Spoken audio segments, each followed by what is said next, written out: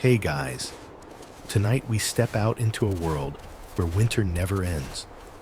The sun is pale, hanging low over an endless expanse of white, and the air stings your face like 1,000 tiny needles.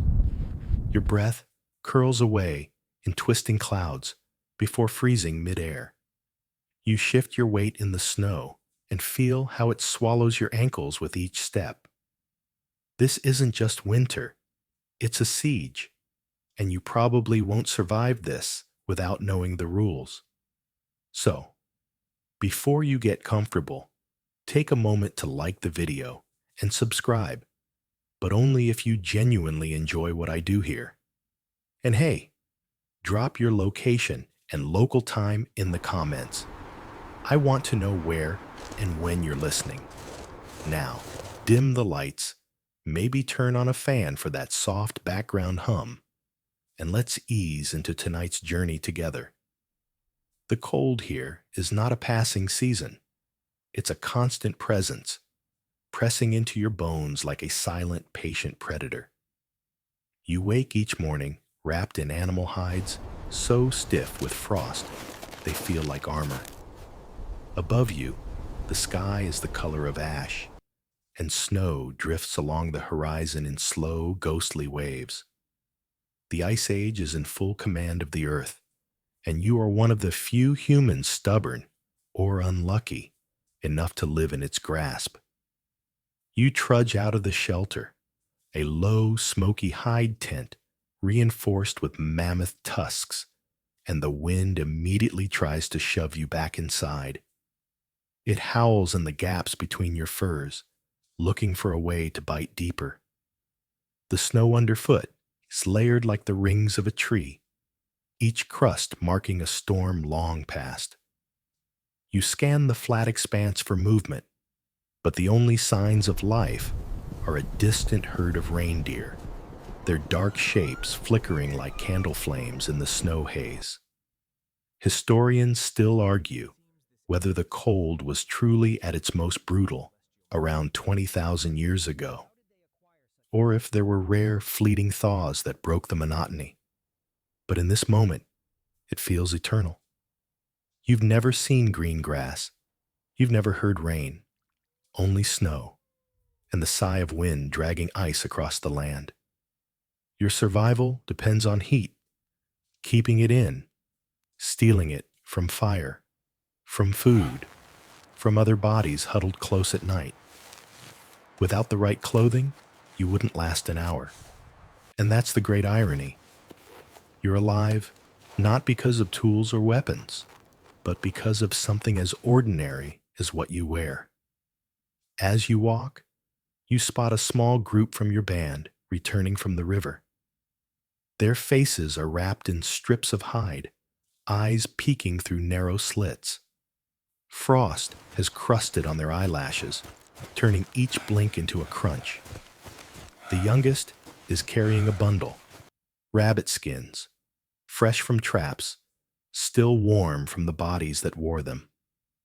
Those skins will join the endless cycle of making and remaking clothing, repairing tears, replacing worn patches. Nothing is wasted, nothing is taken for granted. You pass by a half-buried pile of old hides, stiff with age, layered over with snow. They were once coats, boots, and sleeping wraps, but now they're too brittle to save. A few decades from now, maybe someone will dig them up and wonder about the people who wore them. They'll see the rough stitching, the smoke stains, the patches of fur rubbed bare from years of use, and they'll understand. Clothing here isn't fashion. It's a lifeline. Some nights, as the wind howls like wolves around the camp, you think about how your ancestors might have survived before hides were sewn into true garments. Historians believe early humans probably just wrapped themselves in whole skins, holding them closed with cords or thongs. Crude, but better than nothing. The leap to tailored clothing was the real miracle, one of the quiet revolutions of human survival. Without it, You wouldn't be here now, watching your breath crystallize in the moonlight. The cold presses closer as you turn back toward camp. A fire's faint orange glow wavers in the distance, promising warmth if you can just keep moving. Your boots crunch, the sound muffled by layers of fur. Somewhere behind you, snow shifts with a sound too heavy to be wind. Maybe it's a snow-laden branch falling, or maybe it's something alive. Either way, you keep going.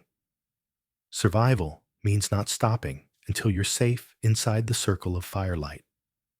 And as you step into that glow, shrugging off the ice that clings to your hood, you realize this battle with the cold isn't just a fight for today.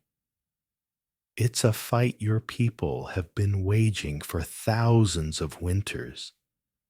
And the only reason they've lasted this long is wrapped around your shoulders. The firelight flickers over the tools laid out on the ground. Flint blades, bone awls, and needles carved from reindeer antler. Beside them lies a tangled coil of animal sinew, pale and glossy in the glow. You watch as an elder pulls a strip between her teeth, softening it with slow, deliberate chewing. When she's satisfied, she threads it through the eye of the needle, the fibers catching faintly in the firelight. This is where the true work begins, not in the hunt, but in the quiet hours after. The hides from the day's kill are stretched over wooden frames, scraped clean, and smoked to keep the frost from claiming them. Sinew threads bind the pieces together, tighter and stronger than anything plant fiber alone could manage. Still, the two are often combined. Tough inner bark or wild nettle strands braided in with sinew to make cords that will not snap in the cold.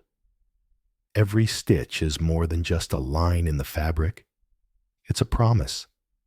A seam well sewn will hold back the wind for another season.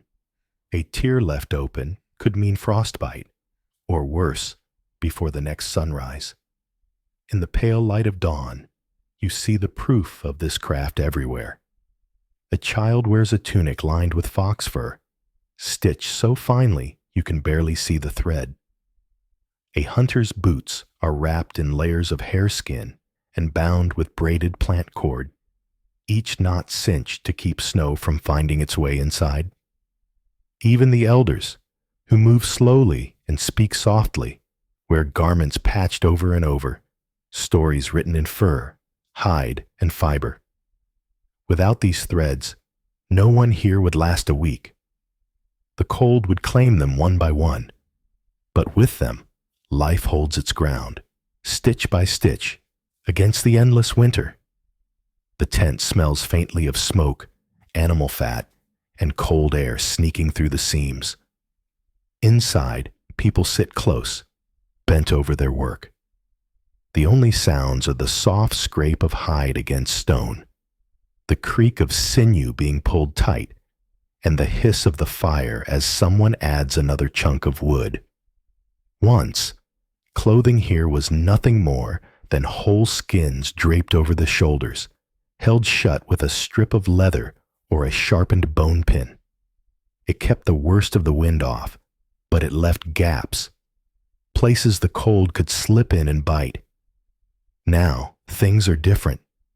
Years of trial, error, and survival have taught these people how to shape hides into something that fits the body, trapping warmth like a second skin. The process is deliberate. Sleeves are cut to match the curve of the arm.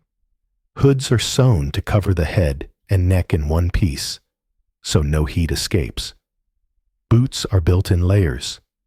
Soft fur on the inside for insulation, tougher hide outside for protection, the seams packed with moss to keep out snowmelt.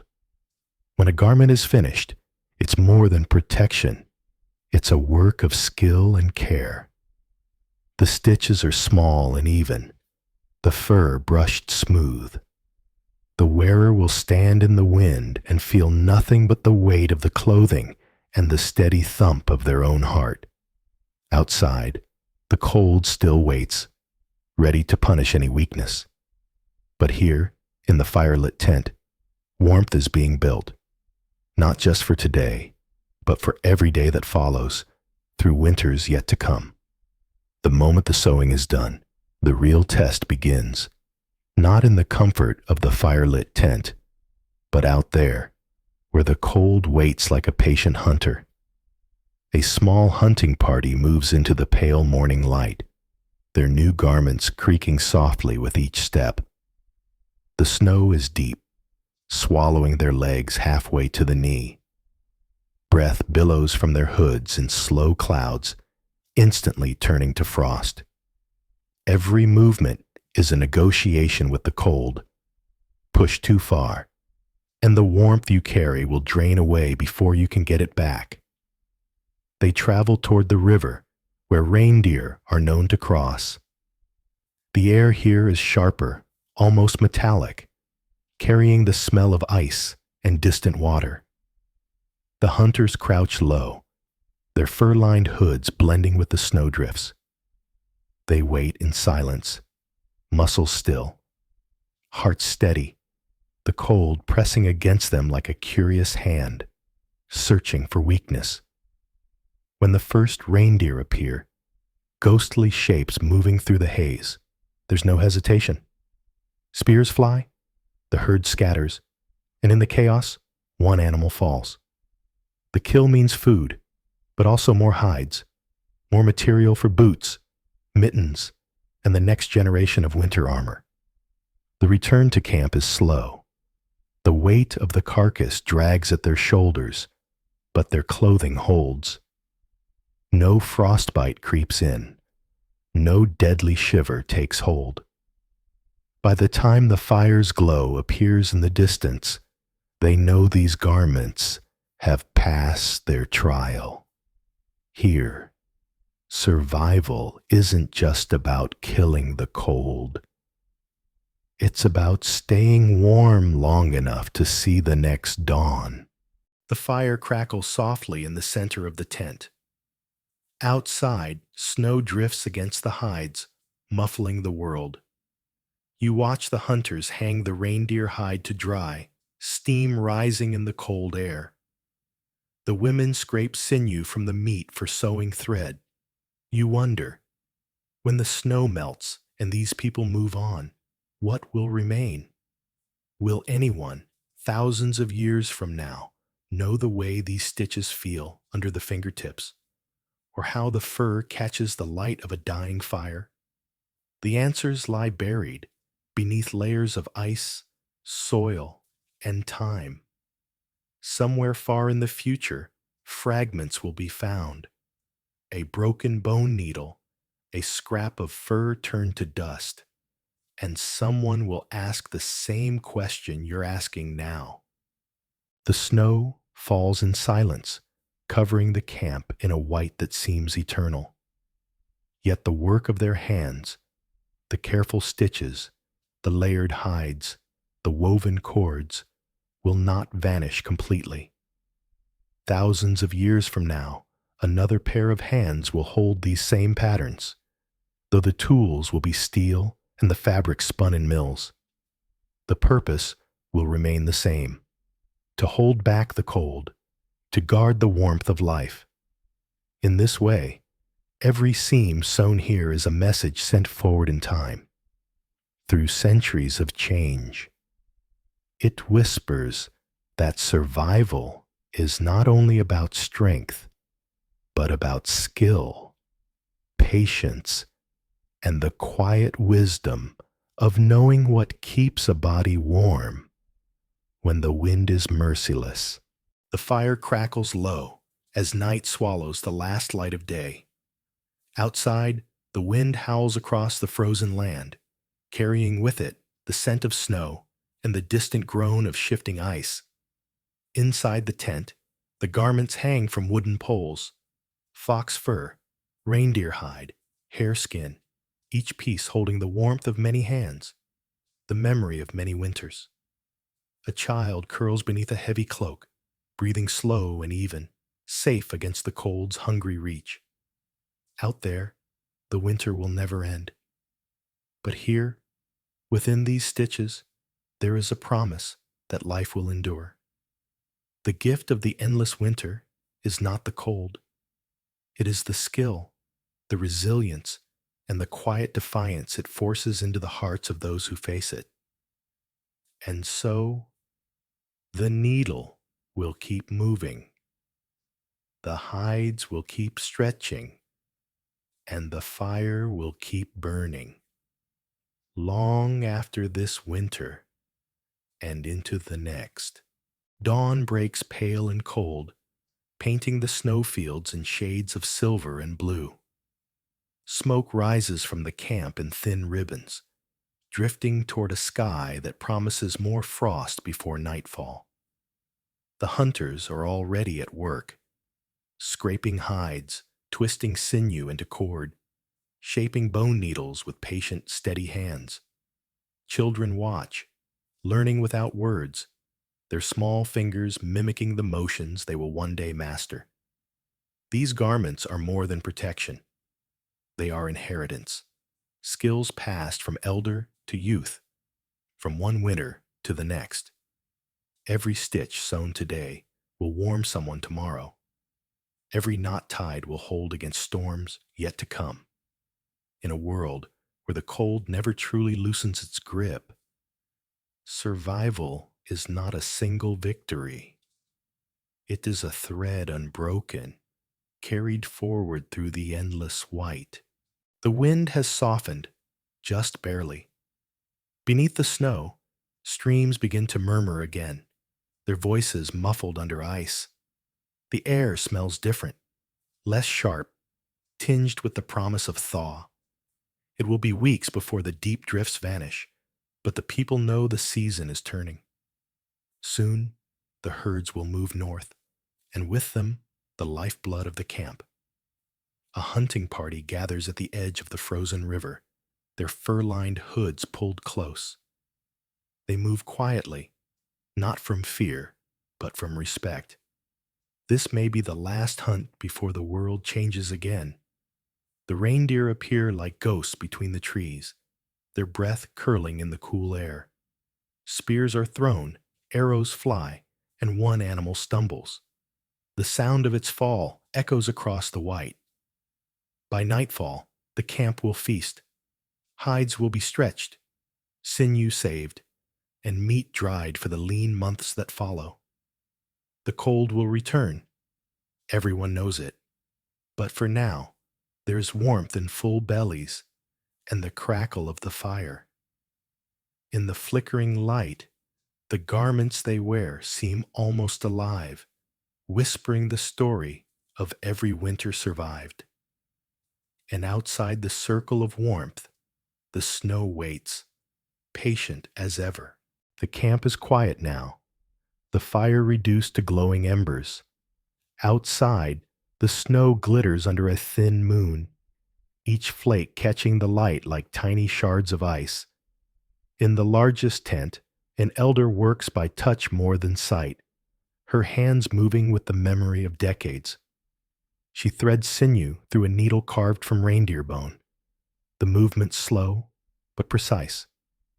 Across from her, a child watches, eyes wide, chin resting on folded arms.